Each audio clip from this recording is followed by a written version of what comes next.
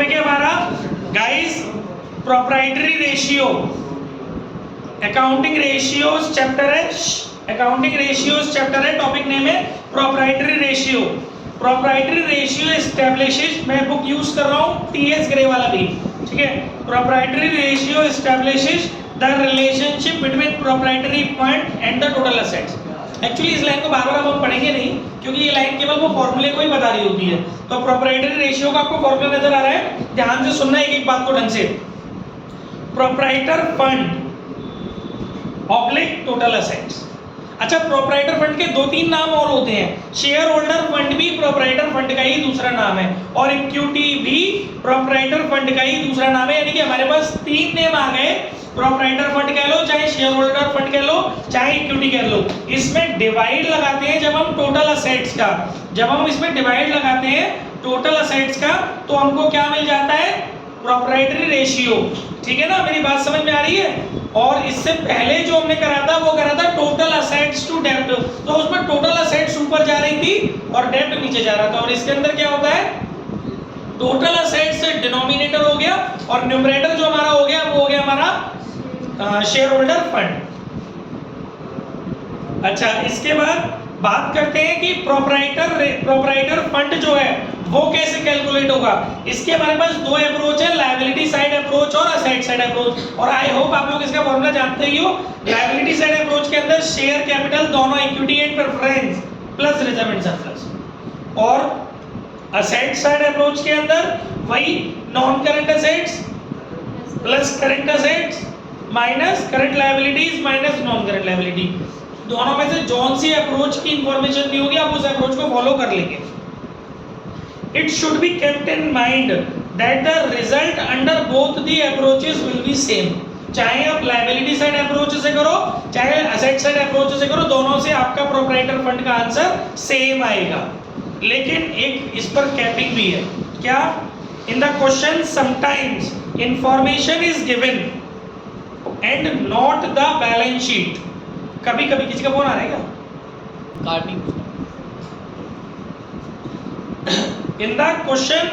In the question sometime information is given and not the balance sheet and student has to compute proprietor fund.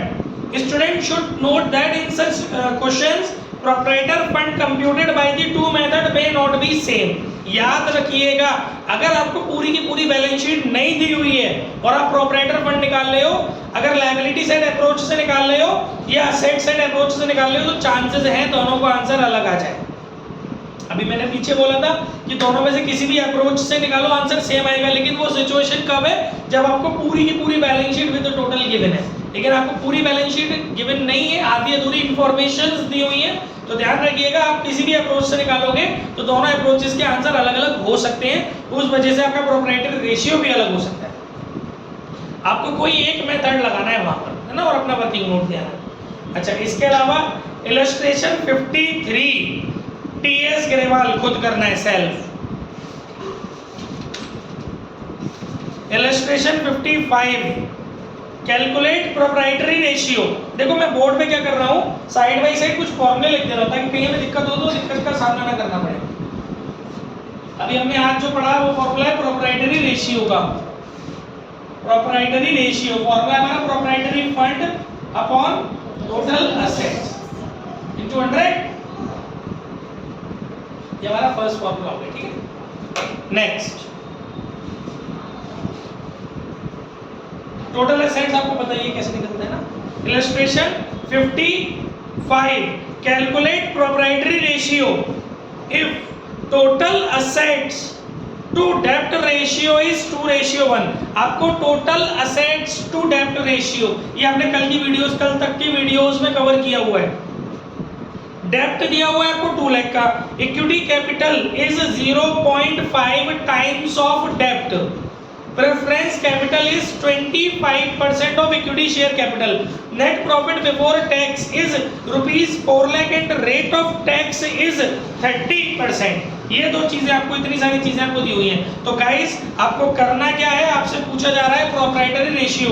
Proprietary ratio का आपका formula है PF चाहिए, proprietary ratio की calculation करनी है तो पहले आपको प्रोप्राइटरी फंड चाहिए और प्रोप्राइटरी फंड की आपको कैलकुलेशन करनी है। तो इसमें आपको लायबिलिटी साइड अप्रोच फॉलो करना पड़ेगा, क्योंकि बहुत सारी इंफॉर्मेशन इसमें लायबिलिटी से रिगार्डिंग दी हुई है। और उसका था अप्रोच आपका equity share capital plus preferential capital plus reserve and surplus.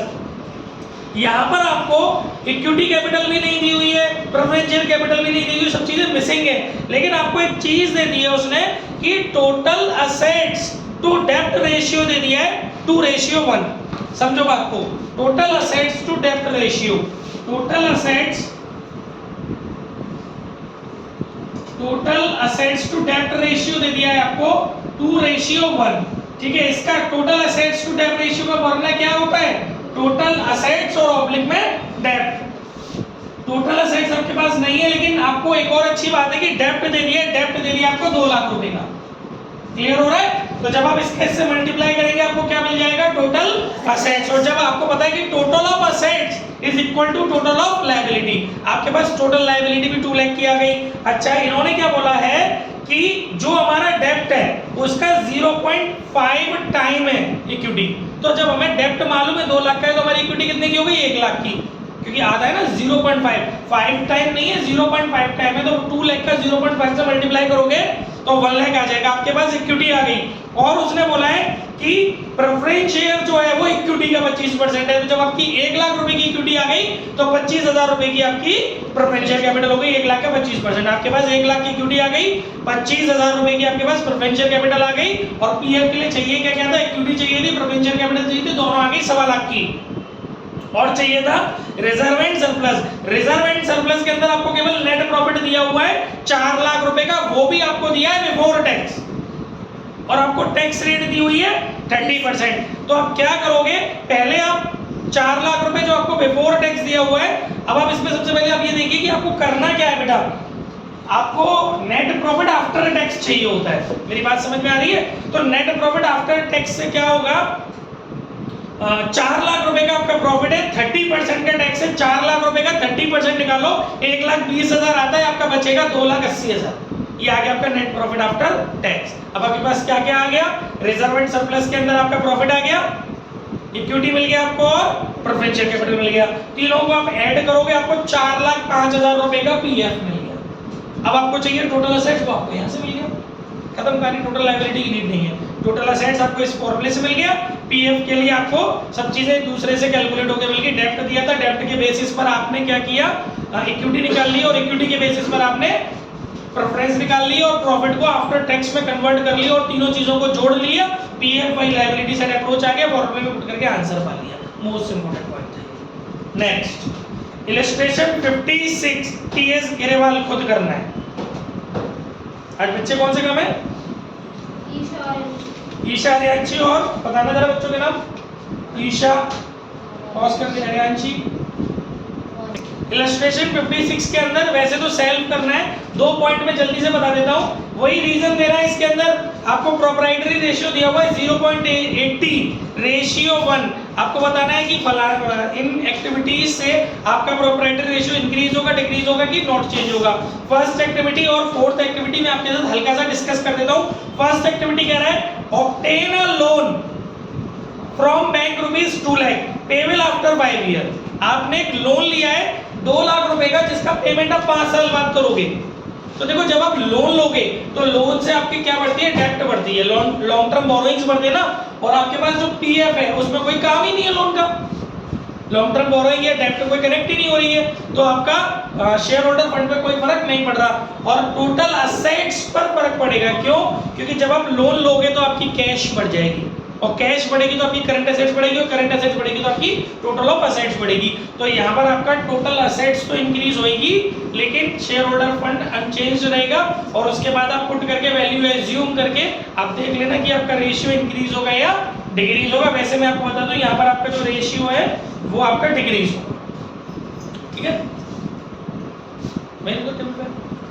इसके बाद नेक्स्ट एक्टिविटी हमारी पॉइंट नंबर 4, इसमें लिखा हुआ है issued equity share to the vendor of the machinery purchased for 4 lakh. मतलब आपने 4 लाख रुपए की मशीन खरीदी और बदले में उनको शेयर दे दिए वेंडर्स को। तो देखो, मशीन खरीदोगे तो आपकी एसेट्स इंक्रीज हो जाएगी, और वेंडर को शेयर दोगे तो आपकी शेयर कैपिटल। इंक्रीज हो जाएगी। तो दोनों चीजें आपकी इसके अंदर इंक्रीज हो गई। क्लियर हो गया?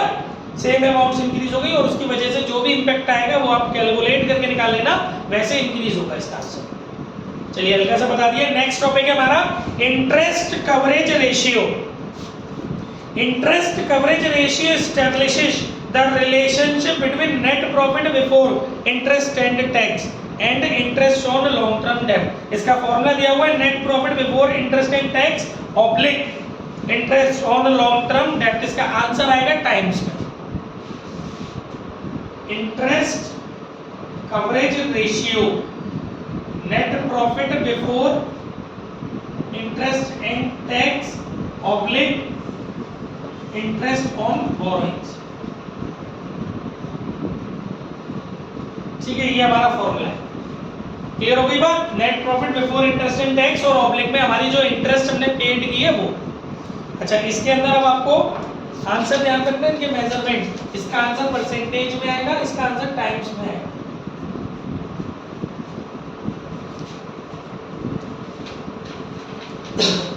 एक क्वेश्चन है illustration 58 from the following details obtained from the financial statement of Zeev Limited calculate interest coverage ratio। आपको नेट प्रॉफिट आफ्टर टैक्स दिया हुआ है क्वेश्चन के अंदर 1,20,000 और आपको 12% लॉन्ग टर्म डिवेंचर दिए हुए 2 लाख रुपीस के, 20 लाख रुपीस के। आपको टैक्स रेट दी हुई है 40%। तो गाइस आपको करना क्या है, आपको ये निकालना है इंटरेस्ट कवरेज रेशियो। आपको चाहिए net profit before interest and tax, आपको दिया हुआ है net profit after tax. Actually आप मतलब जानते हो नेट प्रॉफिट आफ्टर टैक्स का क्या मतलब होता है? नेट प्रॉफिट आफ्टर टैक्स का मतलब होता है, नेट प्रॉफिट आफ्टर टैक्स का मतलब हो गया कि जिसमें से इंटरेस्ट भी लेस हो चुकी है और टैक्स भी लेस हो चुका है, बिल्कुल कंप्लीट है। क्योंकि एक शेड्यूल होता है, पहले इंटरेस्ट घटती है बाद में टैक्स घटता है, लेकिन हमें तो उल्टा चल रहा है क्योंकि मैं बिफोर लाना है। तो अब क्या करेंगे, यानी आपको जो नेट प्रॉफिट दिया हुआ है तो क्लियर पता चल रहा है कि उसमें से टैक्स घटा हुआ है और टैक्स की परसेंटेज आपको दी है 40%, यानी 40% का टैक्स है। तो बचा हुआ कितना परसेंट बचा होगा? 60%। जो नेट प्रॉफिट आपका आया है वो आफ्टर 40% टैक्स घटाने के बाद आया है। तो उसको अगर बिफोर बनाना है तो आपको 60% का नेट प्रॉफिट के अंदर डिवाइड लगाना पड़ेगा। कहाँ से आया 60%? 100% में से 40% आप घटा दोगी तो 60% आएगा। उसका अगर आप डिवाइड लगाओगे तो आपको net profit after interest but before tax में, ठीक है। और वो आपका आ जाएगा 1,20,000 में, जब हम 1,20,000 में जब हम 60% का डिवाइड लगाते हैं तो अबाउट 2 लाख रुपीस आ जाएगा। ये आ गया हमारा नेट प्रॉफिट आफ्टर इंटरेस्ट। लेकिन हमें तो बिफोर इंटरेस्ट चाहिए, तो हम एक काम करते हैं, जो हमारी बोरोइंग्स हैं उन पर इंटरेस्ट निकाल करके इसमें ऐड कर देते हैं, क्योंकि आफ्टर से बिफोर जाना है तो ऐड करते हैं, बिफोर से आफ्टर आना है तो लेस करते हैं। हमारा लॉन्ग टर्म डेब्ट है 20 लाख और 12% की उसकी इंटरेस्ट रेट है, तो 20 लाख का 12% 2,40,000, वो 2,40,000 इसमें अगर हम और जोड़ देंगे तो हमारा net profit before interest and tax आएगा 3,60,000। आगे बात समझ में? 4,40,000, क्योंकि 2 लाख तो ये है ही है ना, 2 लाख में 2,40,000 और जोड़ा तो आगे 4,40,000 और बाकी फॉर्मूले में जो इंटरेस्ट चाहिए वो आपने निकाली थी 2,40,000, उसको रख करके आंसर निकाल लेना। आगे बढ़ते हैं। नेक्स्ट है हमारा topic activity ratios. Third point activity ratio.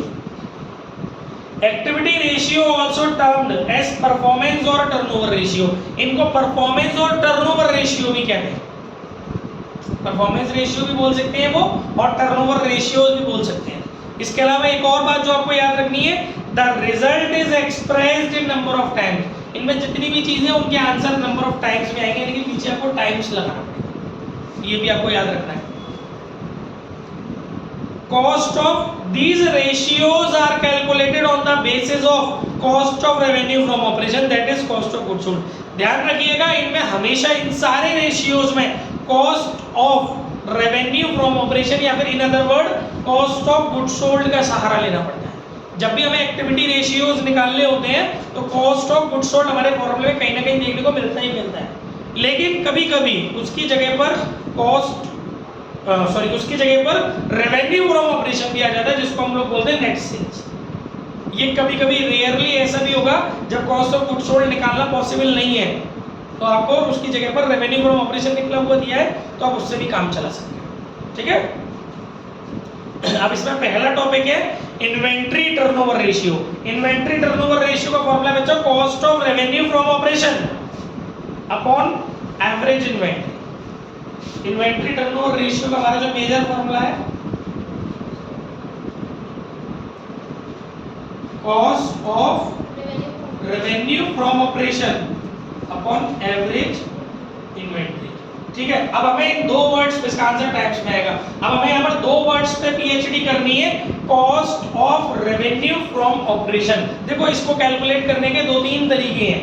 सबसे पहला तरीका है रेवेन्यू फ्रॉम ऑपरेशन में से आप ग्रॉस प्रॉफिट घटा दीजिए, यानी सेल में से आप ग्रॉस प्रॉफिट घटा दीजिए, आपको cost of revenue from operation मिल जाएगा। लेकिन अगर ऐसी इंफॉर्मेशन आपके पास नहीं है, यहाँ पर एक बात और ध्यान रखनी है, ग्रॉस प्रॉफिट की जगह अगर लॉस दिया हुआ है क्वेश्चन के अंदर तो वो ऐड होने की जगह, लेस होने की जगह पर वो जुड़ेगा।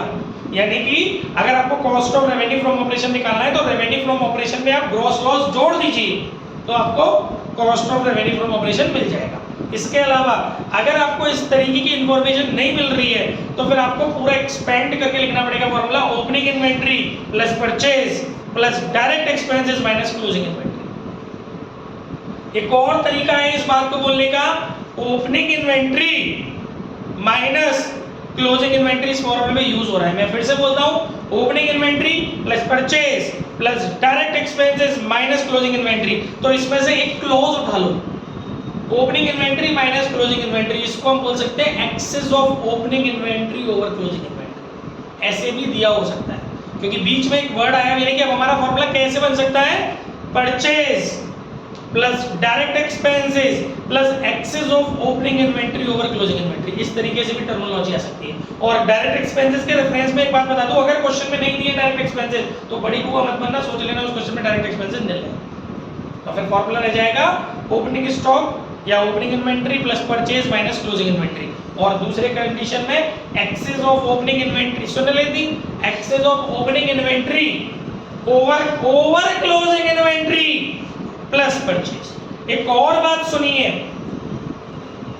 अगर आपको क्लोजिंग स्टॉक ज्यादा दिया है और ओपनिंग स्टॉक कम दिया है तो फॉर्मूला उल्टा हो जाएगा। यानी जो भी हो रहा था कि excess of opening inventory over closing inventory plus purchase हो रहा था, अब फॉर्मूला बन जाएगा purchase minus excess of closing inventory over opening inventory, क्योंकि वो चीज प्लस होने की जगह माइनस हो जाएगी। आपको ओपनिंग में से क्लोजिंग घटाना है, अगर पॉजिटिव आ रहा है तो परचेज के साथ जुड़ेगा, और अगर नेगेटिव आ रहा है इसका मतलब क्लोजिंग ज्यादा है ओपनिंग कम है, तो उस सिचुएशन में परचेज में से माइनस होगा, तब आपको cost of revenue from operation मिल सकता है। ये पेज है जो फंस जाते हैं, अगर समझ गए अच्छे से तो गड़बड़ होने की नहीं है। आगे बात समझ में? और डायरेक्ट एक्सपेंसेस के लिए ज्यादा पीएचडी करनी नहीं है, दिया है तो ठीक है, नहीं तो कोई बात नहीं।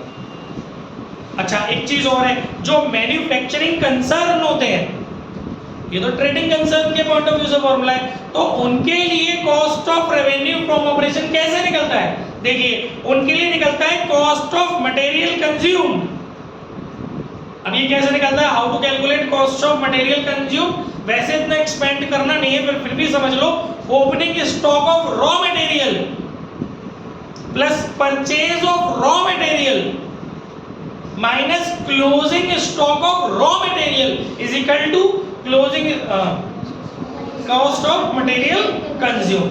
रॉ मटेरियल की ओपनिंग क्लोजिंग और परचेज की पिक्चर सेट करते हैं, तब निकल के आता है कॉस्ट ऑफ मटेरियल कंज्यूम। इस कॉस्ट ऑफ मटेरियल कंज्यूम के अंदर आप purchase of stock and trade जोड़ोगे। Purchase of stock and trade वो होता है जिस चीज को, जिस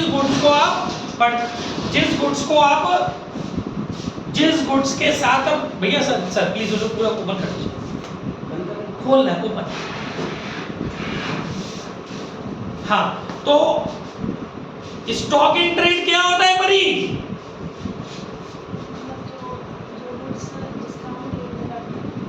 मतलब थोड़ा और समझाओ। जैसे कोई एग्जाम्पल से अपनी बात क्लियर करो।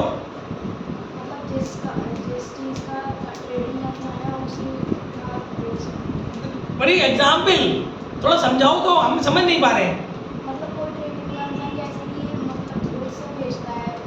तो परी ये कंसर्न तो प्रो वाली है, इस समय मैन्युफैक्चरिंग वाली है, क्योंकि ये फॉर्मूला तो मैन्युफैक्चरिंग कंसर्न के लिए है ना, उसमें यूज हो रहा है ना वर्ड स्टॉक इन ट्रेड।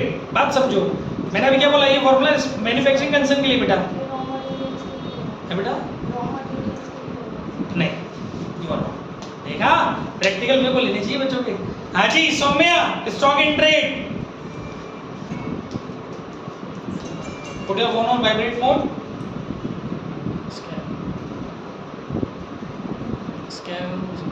हाँ guys, anybody has any idea? Okay, मैं बढ़ता हूँ, कोई बात नहीं। कोई बोलेगा हाँ अरे अंशिका नहीं? अरे सुनो भाई, भैया स्टॉक इन ट्रेड का मतलब होता है यू आर राइट, जिसको हम ट्रेड करते हैं, बट उसको समझो तो सही।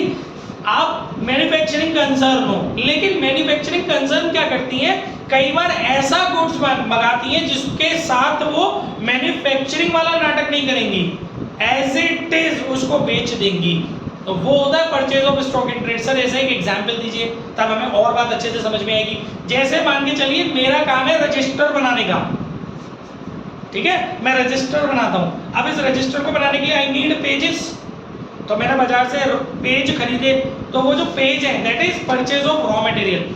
वो पेजों का जो मैंने परचेज किया है वो परचेज ऑफ रॉ मटेरियल है। अगर उन परचेज को मैं सेट, उस पेजेस को मैं सेट करके रजिस्टर बनाऊंगा तो वो पेजेस जो मैंने परचेज किए वो कहलाएंगे परचेज ऑफ रॉ मटेरियल, वो material cost of material consume के अंदर कंसीडर किए जाएंगे। लेकिन उन पेजों को मैंने खरीद कर एज इट इज किसी और को बेच दिया, अपना प्रॉफिट ले लिया, तो वो जो मैंने परचेज किए हैं तो वो कहलाएंगे purchase of stock in trade, क्योंकि वो पेज मेरे रजिस्टर बनाने में यूज नहीं हो रहे हैं, वो पेज में ऐसे की ऐसे ही बेच देने वाला हूं।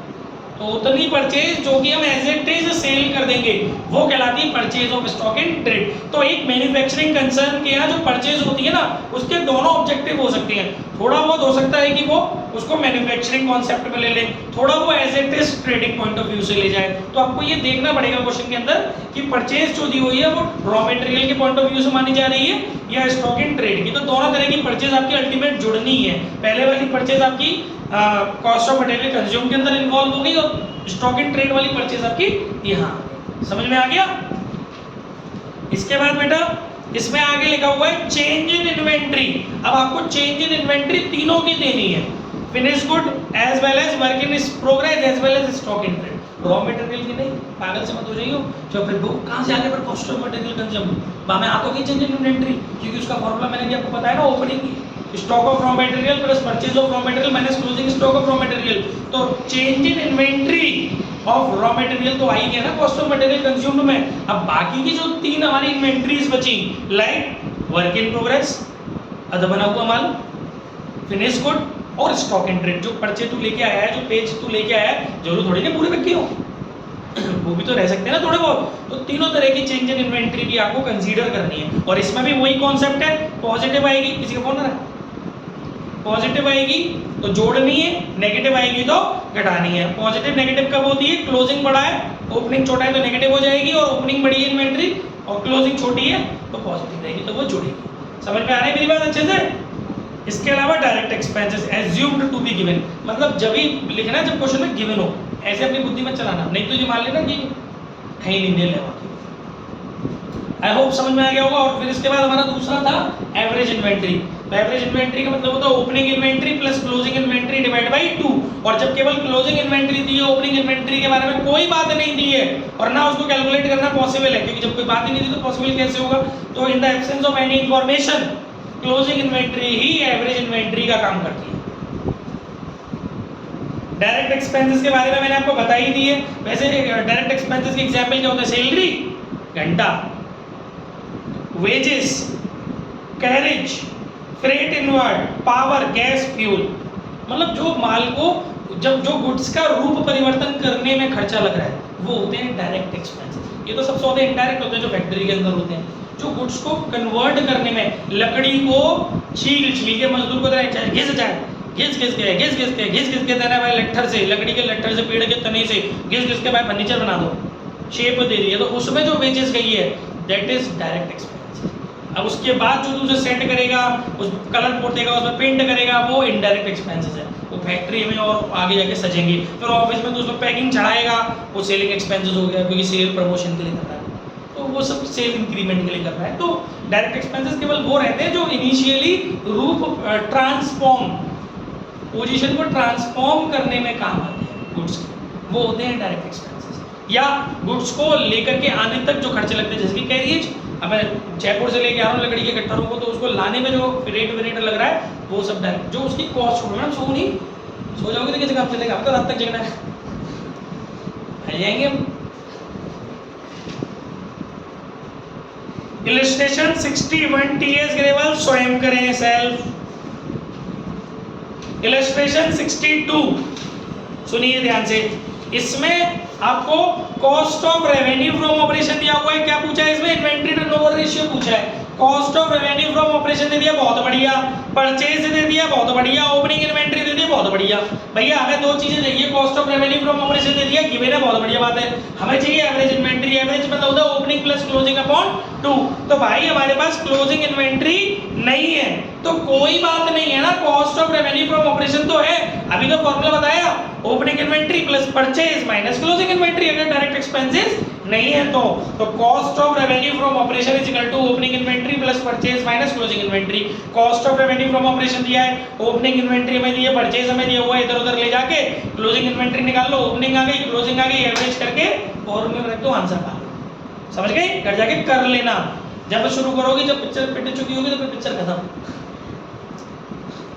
इलस्ट्रेशन 63, इसके अंदर क्या है भाई, आपको इसके अंदर मैं आपको एक बात बता दूं, कभी कभी cost of revenue from operation एक वैसे कभी कभी मैंने फॉर्मूला बता ही दिया था, जो मैंने आपको फॉर्मूला बताया इसमें वो अप्लाई होगा cost of revenue from operation निकालने के लिए। इलस्ट्रेशन 63 में रेवेन्यू फ्रॉम ऑपरेशन दिया हुआ है आपको क्वेश्चन के अंदर, और आपको ग्रॉस प्रॉफिट दिया हुआ है। प्यारे बच्चों, रेवेन्यू फ्रॉम ऑपरेशन दिया हुआ है और cost of goods sold gross profit दिया हुआ है, लेकिन ग्रॉस प्रॉफिट जो आपको दिया हुआ है वो परसेंटेज टर्म में दिया हुआ है, ना कि मनी टर्म में। तो परसेंटेज आपको दी हुई है 25% ऑन सेल। तो आप एक काम करिएगा, रेवेन्यू फ्रॉम ऑपरेशन के ऊपर ही 25% निकाल दीजिए, आपको वैल्यू टर्म में जीपी मिल जाएगा। ठीक है, और फिर उसके बाद आपके पास कॉस्ट ऑफ गुड्स सोल्ड निकालने का फॉर्मूला है ही revenue from operation minus GP gross profit, आपको मिल जाएगा cost of revenue from operation. बाकी फिर अपने चल देंगे जैसे उसने पूछा। मेरी बात नहीं समझ में आएगा पूछ लिया, I can repeat my words again but not again. ठीक है, इलस्ट्रेशन 64, इलस्ट्रेशन 64 के अंदर भी सारी पिक्चर बिल्कुल कुछ ऐसी ही है, बट एक वर्ड उसने ले लिया है ग्रॉस प्रॉफिट 25% ऑन कॉस्ट। और क्वेश्चन के अंदर unfortunately cost of goods sold नहीं दिया है, रेवेन्यू फ्रॉम ऑपरेशन दीजिए। तो काहे परेशान हो, अगर आपको परसेंटेज कॉस्ट पे निकालना है और कॉस्ट की जगह सेल दे दी है, होना रहा revenue from operation is a part of is another name of sale. ठीक है, तो अगर आपको सेल दे दी है और परसेंटेज कॉस्ट पे निकालना है तो फॉर्मूला ले जाओ ना, यहां से जीपी निकालने का फॉर्मूला आता है सेल इनटू 100, परसेंटेज निकालना है कॉस्ट पे, कॉस्ट हमारे पास है नहीं है, सेल है, तो फॉर्मूला ले जाओ 100 plus sale, 100 plus rate of GP.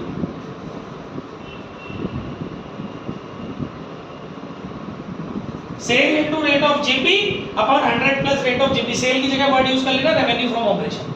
इस फॉर्मूले की मदद से आप लोग बड़े आराम से क्या कर सकते हो बच्चों, बड़े आराम से इस फॉर्मूले की मदद से आप फाइंड कर सकते हो वैल्यू। समझ में आ गई मेरी बात? इससे आपको जीपी मिल जाएगा, फिर वही स्ट्रक्चर रेवेन्यू फ्रॉम ऑपरेशन में से जीपी घटा करके cost of revenue from operation आ जाएगा। एक एक चीज मैं बताता जा रहा हूँ, घर जाके इन्हें कर लेना, मेहनत बच रही है तुम्हारी। एक एक चीज यहाँ पे समझा भी नहीं कि मैंने इकट्ठे टिक लगा दिए, मैं समझा भी रहा हूँ मैक्सिमम बातें इनके अंदर की, कैसे खेलना है इनके साथ, जाके खेलना कलर के साथ, बाद में खेलना, ये किस्मत के साथ खेल जाएंगे कलर। इलस्ट्रेशन 65, इलस्ट्रेशन 65 के अंदर क्या बोला बच्चों, ये सीबीएसई 2020 में है 2020। इलस्ट्रेशन 65 में इसने बोला है the rate of gross loss on sale is 10%। तो कोई नहीं ना, लॉस हो चाहे प्रॉफिट हो, फॉर्मूला तो वही है, ठीक है ना। तो उसकी जगह बस जैसे ही आपका निकल आएगा ग्रॉस प्रॉफिट या ग्रॉस लॉस आपका निकल आएगा ना, उसके बाद आपने क्या करना है, रेवेन्यू फ्रॉम ऑपरेशन में ग्रॉस लॉस को जोड़ देना है। मैंने पीछे बताया भी था, रेवेन्यू फ्रॉम ऑपरेशन में ग्रॉस प्रॉफिट घटाओगे तो कॉस्ट आ जाएगी, और अगर रेवेन्यू फ्रॉम ऑपरेशन में से ग्रॉस लॉस जोड़ोगे तो कॉस्ट आ जाएगी। उसके बाद फिर अपने रास्ते पे चल देना, जैसे फिर भी कर लेना, कोई दिक्कत आवे तो पूछ लेना। इलस्ट्रेशन 67, सब टीएस ग्रेवाल चल रहा है, एडिटर महोदय बीच बीच में फोन ना करें। देखिए पहचान गए कौन है मेरा एडिटर? देखा कैसे पहचान? तारीफ करना बनती है ना, कौन मैंने करी करी। देखिए इलस्ट्रेशन 67, इसमें क्या बोला गया है? इन्वेंट्री पूछा, इन सब में वही जा रहा है, इन्वेंट्री टर्नओवर रेशियो। एक्चुअली इस क्वेश्चन के अंदर इन्वेंट्री टर्नओवर रेशियो गिवन है, ठीक है। आपसे पूछा गया है opening inventory and closing inventory, तो कोई बात नहीं है, आपके पास फॉर्मूला है, इन्वेंट्री टर्नओवर रेशियो आपके पास है ना इस क्वेश्चन के अंदर। और आपके पास बेटा कॉस्ट ऑफ गुड्स सोल्ड भी आपको गिवन है, तो पहले तो इधर उधर ले जाके आप लोग एवरेज इन्वेंट्री निकालोगे। भाई आपको ये वाला रेशियो दिया हुआ है, कॉस्ट दी हुई है, तो क्रॉस मल्टीप्लिकेशन करके आप लोग एवरेज इन्वेंट्री निकालोगे। लेकिन एवरेज इन्वेंट्री से काम नहीं चलेगा, क्योंकि उसने ओपनिंग और क्लोजिंग इन्वेंट्री पूछी है, तो उनको फाइंड करने के लिए उसने एक क्लॉज दे दिया है, वो क्या है? Inventory in the beginning is 1.5 time more than the inventory at the end.